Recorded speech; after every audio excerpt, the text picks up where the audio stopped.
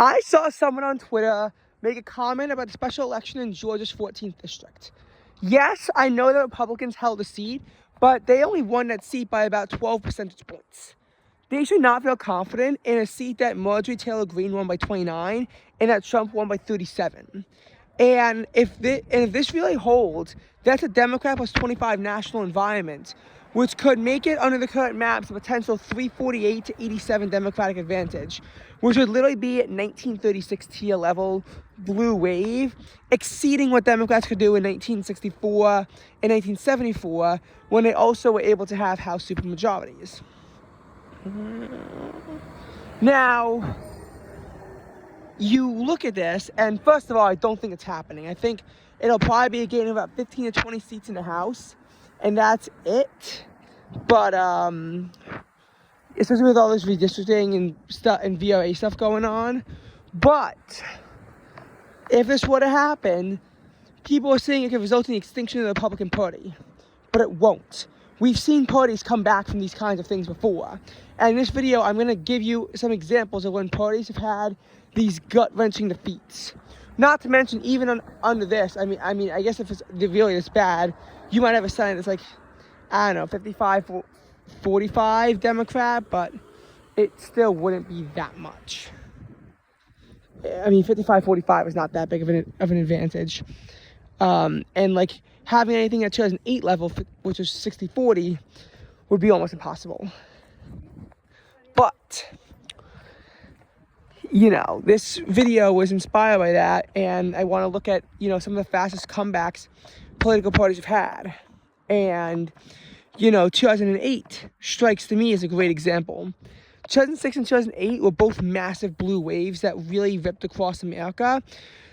2006 was kind of similar to 2026, and at first nobody thought the Senate could flip. But, you know, if a party is bad enough, maybe it could become in play. Because Democrats had flipped 6 seats to flip the Senate, and they could. Whereas here they had to flip 4, but they also have to go deeper into Trump territory.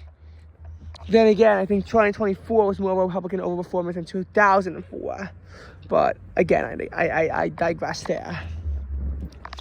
2008, you had the Senate be either 60-40 or 59-41 for most of the Congress. And you had a House that was 258 to 177 Democrat, which I know in the late 20th century, it kind of used to be that way as a bit of a baseline. But in this polarized era, it's extremely rare. Yet by 2010, Democrats had lost their House majority. They could have afforded to lose 40 seats and still keep the House. And they lost 63. They were in a 242 to 193 minority, which was, again, you know, the fewest seats they've had since 1946. So, and in the Senate, their 59-41 edge turned into 53 to 47, although they wouldn't actually lose the Senate until 2014, because of the whole, you know, map thing. You know, but that being said, that's an example of how Republicans bounced back extremely quickly from historic defeat in 2008. Of course, they couldn't win the presidency in 2012, but they did in 2016, even though they lost the popular vote. So again, 2008 was a disastrous year. They lost to Obama in a landslide, 365 to 173. They lost the popular vote by 7.2%, and a tipping point state of Colorado was Democrat plus 9. And yet, you know, the Republicans were able to establish a trifecta just 8 years later. 1974 to 76 is another one. Democrats in those years had built up to, I think, a 61 to 37-ish edge in the Senate. And in the House, they had a supermajority, 292 to 143. And yet, 1980, the walls come crumbling in. This is because of the unpopularity of Watergate. Although, you have to look at it in the sense of, in 1976, Carter barely won his re-election, and won it because of southern states that have never voted Republican again, never voted Democratic again. And even then, he only won it 297 to 241. Popular vote was won by around 2%, and the tipping point state of Wisconsin was 1.7% Democrat. By 1980, Reagan wins the election in a landslide, 489 to 49. He won the popular vote by around 10%. The tipping point state of Illinois was still Republican plus 8. And not only that, but the Senate In 78, Democrats lost some seats.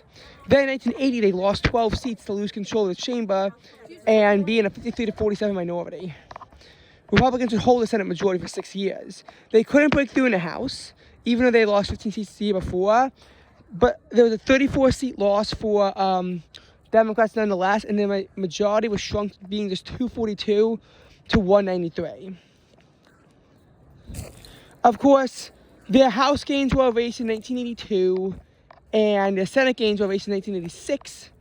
And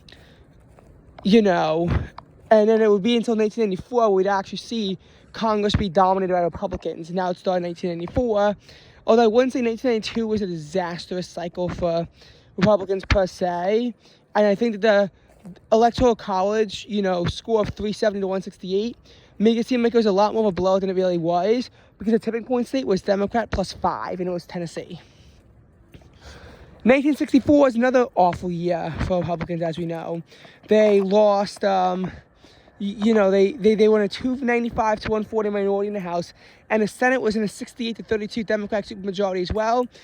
LBJ wins the presidency by 25%, both in a tipping point state and a popular vote, and it's a 486 to 52 bloodbath for, the Democrats. It was historic. And I feel like, especially when you look at how 62, Democrats had a successful year, even though they were in the White House. And you just look at it and it's just like, wow. Like, just genuinely. But, again, that's a distraction. But in all seriousness, though, in 1966, Republicans gained 47 seats back in the House, so their minority is less significant now. I think it's at this point like 248 to 187, and they'd also gained some Senate seats back. And by 68, Republicans won the White House back. I think that the and then you look at the Democrats after the Civil War. 1874, they'd won the House back, and by 1876, they probably should have won the presidency, although they wouldn't actually win until 1884. But they probably should have won in 1876. And, you look at the, and you kind of just look at what happened in 1936, when we saw that kind of a map again, and Republicans won the House probably in 1942. They probably should have won the House back. They got both chambers of Congress back in 1946, so they got it back, and then they got the presidency back in 1952.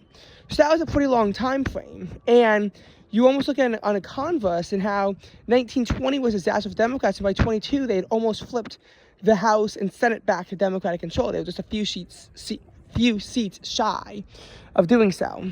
28, very favorable for the Republicans, and yet 1930 was pretty much dead even, and by 32 it was a blowout for Democrats.